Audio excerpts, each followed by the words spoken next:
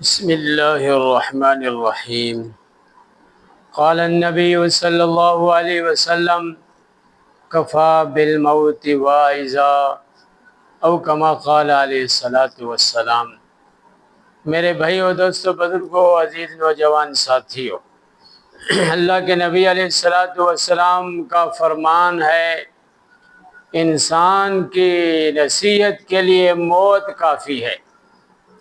کسی نے کوئی نصیحت لینی ہے، عبرت لینی ہے، سبق حاصل کرنا ہے تو وہ موت کو دیکھ لے، وہ اٹھتے جنازوں کو دیکھ لے، اس کی نصیحت کے لیے یہ کافی ہے۔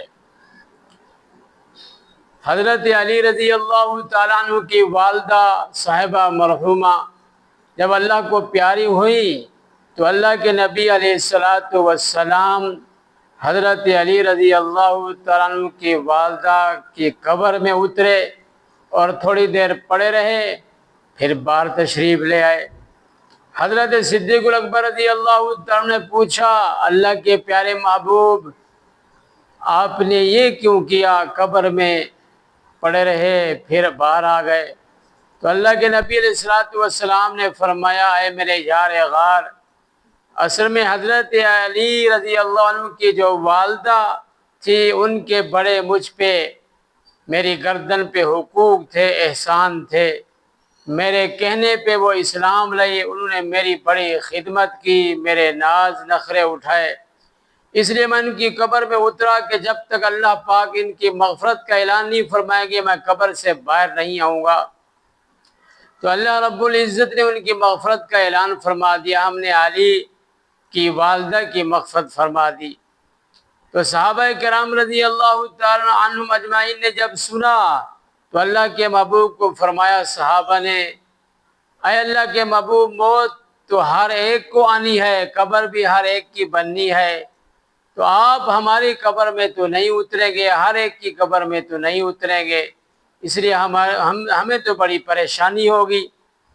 تو اللہ کے نبی علیہ الصلوۃ والسلام سے صحابہ یہ باتیں کر رہے تھے، جبرائیل امین اس وقت تشریف لائے اور سلام کیا اور یہ اللہ کا پیغام دیا کہ اے میرے محبوب، آپ نے اپنے صحابہ کو غمگین کیا ہوا ہے، ان کے دل توڑے ہوئے ہیں، میں خوشخبری لایا ہوں۔ جبرائیل فرما رہے ہیں کہ آپ نے صحابہ کو اعلان فرما دیں، جو یہ رات کو عمل کرے گا اللہ رب العزت اس کی عذاب قبر سے حفاظت فرمائیں گے۔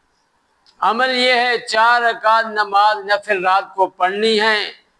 پہلی رکعت میں ثنا کے بعد سورہ فاتحہ، فاتحہ کے بعد سورۃ الاخلاص 80 مرتبہ پڑھنی ہے۔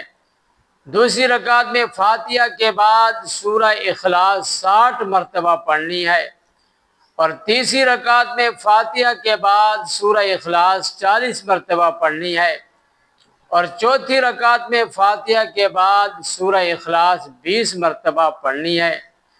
تو اللہ کے نبی علیہ الصلوۃ والسلام نے فرمایا، جو میرا امتی یہ عمل کرے گا رات کو اللہ پاک اس کی عذاب قبر سے حفاظت فرمائیں گے۔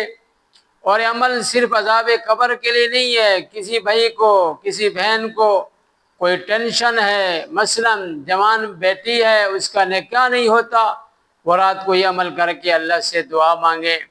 کوئی باہر ملک جانا چاہتا ہے، اس کے ویزے کا مسئلہ ہے، بڑی پریشانی ہے، 5 سال ہو گئے اس کا یہ مسئلہ حل نہیں ہو رہا، 10 سال ہو گئے باہر جانے کا مسئلہ حل نہیں ہو رہا، یہ عمل کریں اور اللہ سے دعا مانگیں، اللہ پاک ضرور قبول فرمائیں گے۔ اللہ پاک ہم سب کو عمل کرنے کی توفیق نصیب فرمائے، آمین ثم آمین، وآخر دعوانا الحمدللہ رب العالمین۔